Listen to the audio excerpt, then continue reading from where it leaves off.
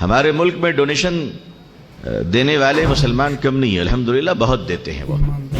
جو لینے والے ہیں ان کا ایماندار ہونا بہت ضروری ہے. آپ اس لفظ کو کافی اوپر تک لے کے جا سکتے ہیں.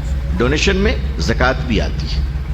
زکوٰۃ دینے والوں کی کمی نہیں، لینے والوں میں ایمانداروں کی کمی ہے. ورنہ اس ملک میں مسلمانوں کی غریبی مٹ جائے گی، ختم ہو جائے گی غریبی. یہ جو ہماری غریبی ہے وہ ہماری حرکتوں کی وجہ سے ہے.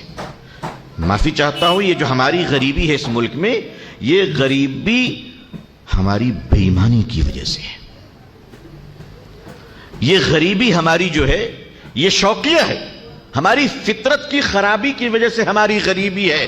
ورنہ جس ملک میں 20 لاکھ کروڑ کی زکاتیں نکلتی ہوں، یس 20 لاکھ، آپ کہیں گے میں کیا حساب پیش کر رہا ہوں. چلیے ٹھیک ہے، اس ملک میں مسلمان کتنے ہوں گے؟ 20 کروڑ ہے نا.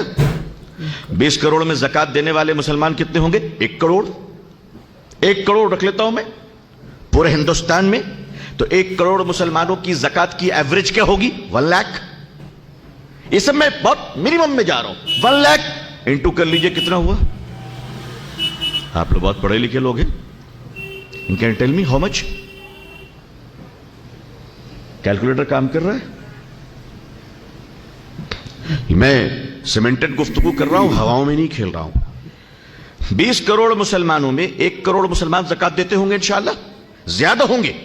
1 کروڑ مسلمان پہ 1 لاکھ روپے زکات کی ایوریج رکھ لیجیے آپ. تو ہندوستانی مسلمان ہر سال 20 لاکھ کروڑ روپے زکات کی نکالتے ہیں. اس کے باوجود ہر چوتھا مسلمان یا تو غریب ہے یا بھکاری ہے. کیوں؟ یہ غور کرنے والی بات ہے کہ نہیں ہے؟ ذرا اس پر غور کیجئے. 20 لاکھ کروڑ زکات نکلنے کے باوجود ایک غریب مسلمان اپنی بیٹی کی شادی کے لیے مسجد میں بھیک کیوں مانگتا ہے؟ 20 لاکھ کروڑ زکات نکلنے کے باوجود ایک غریب مریض انسان مسجد میں اپنے علاج کے لیے بھیک کیوں مانگتا ہے؟ اس کا مطلب یہ ہوا پیسوں کی کمی نہیں ہے، ایمانداری کی کمی ہے. کیوں ہم کہتے اللہ نے ہمیں اتنی دولت دی ہے کہ اگر اس پیسے کا صحیح استعمال کیا جائے انشاءاللہ تو 5 سالوں میں مسلمانوں کی غریبی ختم. اگلے 5 سال میں گورنمنٹ آف انڈیا سے ہم بات کریں گے کہ بتاؤ کہاں ہم بجٹ دینی ہے، وہاں ہم فائنانشیل سپورٹ کریں گے انشاءاللہ.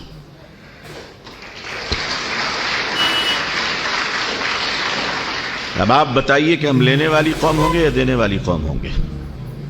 ہمارے علماء کرام، دانشوران، ڈاکٹر، انجینئر، مفتیان کرام سب بیٹھ کر ذرا سوچے. میں سب کی گالی کھانے کو تیار ہوں مگر آپ سچ کو ماننے کو تیار ہو جاؤ، تیار ہو جاؤ. حضرت عمر بن عبدالعزیز رحمت اللہ علیہ کے زمانے میں زکوٰۃ کی رقم آتی ہے، دولت آتی ہے بے پناہ جو بھی شکل میں ہو.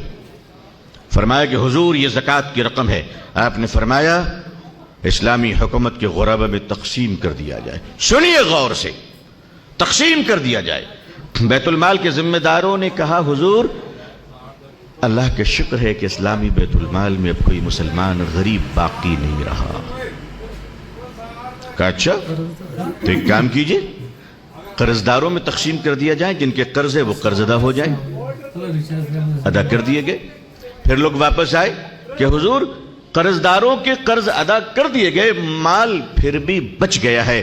آپ نے فرمایا تعلیم کے میدان میں کام کرنے والوں پہ تقسیم کر دیا جائے. بیت المال کے ذمہ داروں نے فرمایا کہ ضرورت کے تحت وہ بھی تقسیم کر دیا گیا ہے، مال پھر بھی بچ گیا. آپ نے فرمایا کہ ہمارے ملک میں جو نان مسلمز ہیں ان کی ضرورتوں کو پوری کر دی جائے. بیت المال کے افسران نے یہ بتایا کہ ہمارے ملک میں سارے نان مسلم کی ضرورتوں کو پوری کر دی گئی ہے، مال پھر بھی بچ گیا.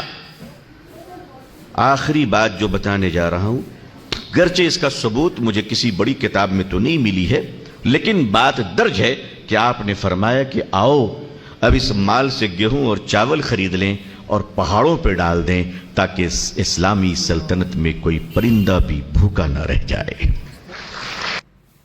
کیا بات ہے اسلام میں. اگر آپ کو اچھا لگے تو چینل کو سبسکرائب کریں,